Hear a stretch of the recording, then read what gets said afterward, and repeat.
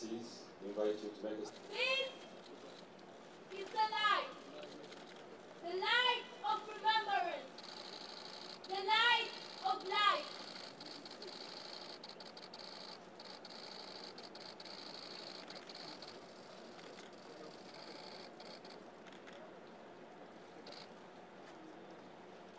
Excellencies, merci pour la cause.